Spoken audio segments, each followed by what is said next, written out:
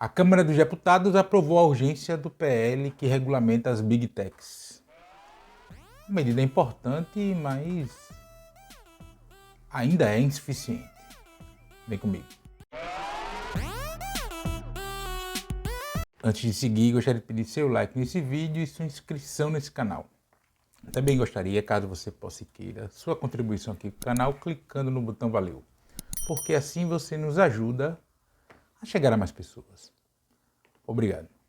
Eu gravei esse vídeo na manhã de 26 de abril, são agora 6 horas da manhã, e na noite da véspera de 25 de abril, a Câmara dos Deputados aprovou o regime de urgência do projeto de lei que regulamenta as Big Techs, mais conhecido como PL das Fake News, que regulamenta, que coloca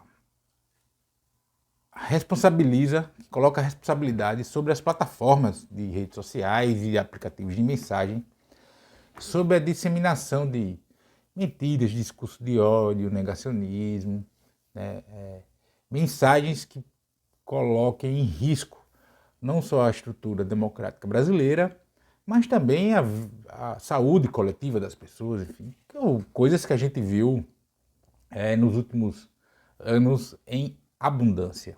Chegou a pachorra do Deltan Dallagnol, que surfou muito a onda da mentira coletiva, de que esse PL, inclusive, iria proibir a divulgação de trechos bíblicos, enfim, não tem nada disso no projeto de lei.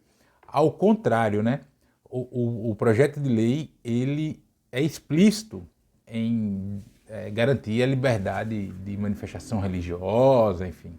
Tem um artigo da lei que diz que as vedações do caput não implicarão restrição ao livre desenvolvimento da personalidade individual, à manifestação artística, intelectual, de conteúdo satírico, religioso, ficcional, literário ou qualquer outra forma de manifestação cultural, garantidos no artigo 5º da Constituição Federal. Há toda uma narrativa de desvirtuar o que de fato é o projeto de lei. Dizer que o projeto de lei é o PL das fake news, ele é meia verdade. Esse projeto, ele regulamenta as plataformas no Brasil. Na verdade, ele institui a lei brasileira de liberdade, responsabilidade e transparência na internet. Não é um projeto de lei das fake news. O Estado brasileiro, com essa lei, não vai definir o que é mentira e o que é verdade. Basicamente, vale muito o que o ministro da Justiça, Flávio Dino, já falou uma vez, ou também o ministro do Supremo Tribunal Federal, Alexandre de Moraes, também falou. Se não pode na vida real, não pode na internet. E esse é o princípio básico. Cabe às plataformas ajudar aos órgãos de controle, ao Estado brasileiro, a fiscalizar, a identificar pessoas que cometem esses crimes. Basicamente é isso que se trata essa lei. E é sim uma medida urgente. Nós vimos o tanto de negacionismo na pandemia, nós vimos o tanto de mentiras que circularam e ainda circulam nas redes sociais e nesses aplicativos de mensagem. Tem gente que acha que o Lula é um sósia, que ele morreu e quem está na presidência da República é um sósia do Lula. A gente tem uma série de situações que impõem a necessidade de regulamentar as plataformas das redes sociais e de aplicativos de mensagem, como a União Europeia já está fazendo. E diversos outros países do mundo já estão fazendo. Então não se trata de PL da censura, como os bolsonaristas querem tanto impor como narrativa. Na verdade, quem usa esse argumento é que quer a livre circulação das fake news. Veja, a gente está chamando hoje de fake news, mas que na verdade é boato, mentira, etc. Acontece que antes dessa enxurrada das redes sociais na nossa vida em sociedade, esse boato, essa mentira, enfim, demorava muito tempo para se espalhar.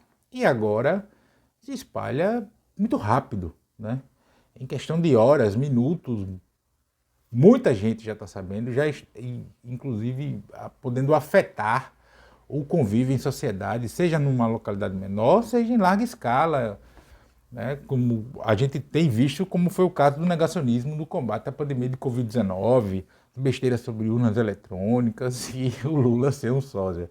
Eu já repeti isso aqui, mas porque talvez seja das mentiras recentes a mais bizarra que eu tenha visto dessa pataquada, dessa proliferação de mentiras na internet. Então é importante que se aprove o conteúdo do projeto de lei, que eu vou deixar um link para a íntegra na descrição desse vídeo. E que não tem nada demais. Ele não é um PL perfeito, ele não é um PL que contempla todo tipo de situação e, enfim, ele precisa de aperfeiçoamento, regulamentação, na medida que for sendo implementado. Ao contrário também do que dizem a extrema-direita e sua rede de mentirada, né, o projeto de lei ele não é do Orlando Silva, que é um deputado federal do PCdoB de São Paulo. Ele é o relator do projeto de lei tramitando na Câmara dos Deputados. Esse projeto ele tem origem no Senado. O autor do projeto de lei é o senador Alessandro Vieira, que era o lavajatista ferrenho. E a Lava Jato é a versão sem palavrão do que a gente chama de bolsonarismo. Então, de esquerda, de nada, muito menos comunista, o Alessandro Vieira não tem absolutamente nada. Dito isso, o projeto de lei ele não resolve o problema por si só. Ele não vai resolver o problema por si só. Primeiro, pela quantidade de perfis que existem no Brasil e a facilidade de se criar perfis. Né? Então, isso já é uma dificuldade. Mentiras e tal, há uma linha tênue entre o que é mentira e o que é opinião. Para muita gente tem dificuldade no entendimento disso. Então, a gente tem uma série de situações onde se pode tratar o enganado que repassa uma informação sem checar, sem saber, do cara que inventou a lorota. Então, esse também é um tipo de dificuldade. Isso não resolve o problema. Além do mais, entretanto, contudo, todavia, a grande fonte que originou as mentiras na internet, do espalhar das lorotas e tal, foi a chamada grande imprensa. As grandes lorotas, que são a matriz, a mãe das besteiras na internet, vem da grande imprensa brasileira. A gente não pode esquecer como a grande imprensa brasileira comprou a narrativa da Lava Jato sem checar nada, reproduzindo, às vezes até eu acho até melhorando o que os caras da Lava Jato queriam soltar. E ficou provado que a Lava Jato foi uma operação direcionada, política, para criminalizar o PT e para prender Lula. A imprensa vende falsas narrativas, ela vende temas complexos, com divergências, como verdades absolutas, principalmente na área econômica. A gente liga a televisão, a gente só vê debatedores de área econômica, todos com a mesma posição econômica, com o mesmo viés econômico. Questões de geopolítica complexas, como é o caso na guerra da Ucrânia, coloca-se sempre um lado só. E quem ousar pontuar questões de maior complexidade naquela situação ali é taxado de pró-invasão, pró-sei lá o quê, enfim. Vai, inclusive, chegando a ser vítima de agressões, como foi o ministro Celso Amorim com o Guga Chakra na Globo News. E olha que o Guga Chakra nem é dos mais reacionários dos colunistas, repórteres, entrevistadores, enfim, que a grande imprensa tem no país. Ele nem é dos piores, tá? Não estou dizendo que ele não é, estou dizendo que ele não é dos piores. Então a gente tem esse tipo de situação e isso é histórico. Né? A grande imprensa ela sempre foi responsável por isso.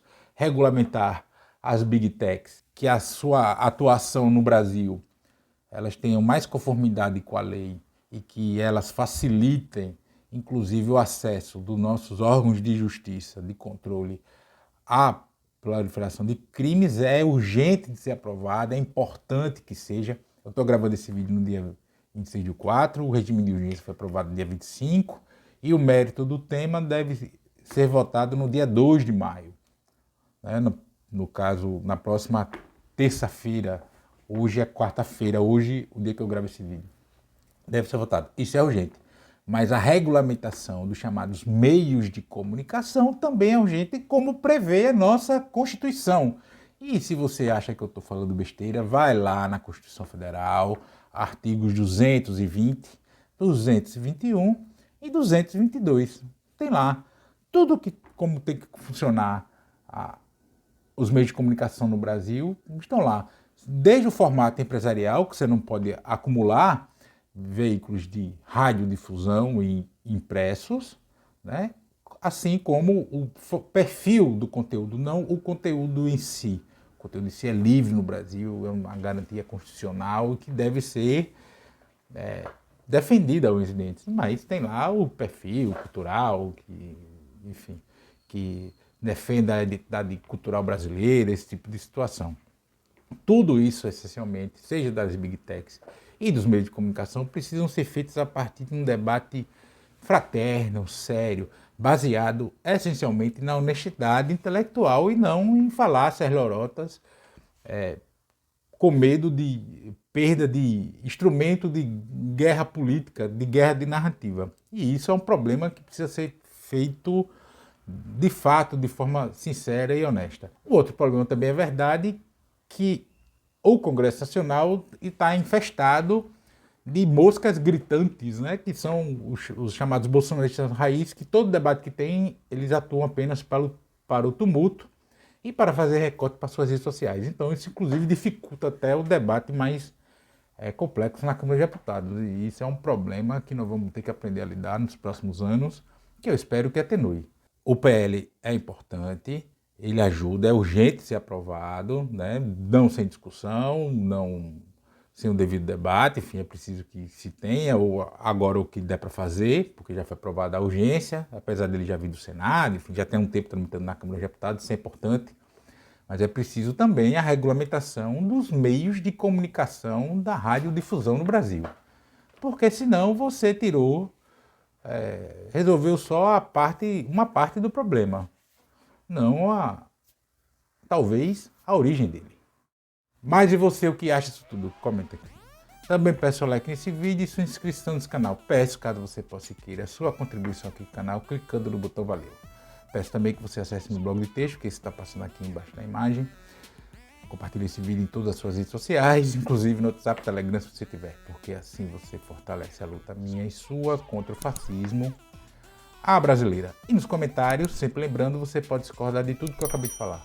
Mas só não vai xingar, nem falar do meio do povo. Grande abraço.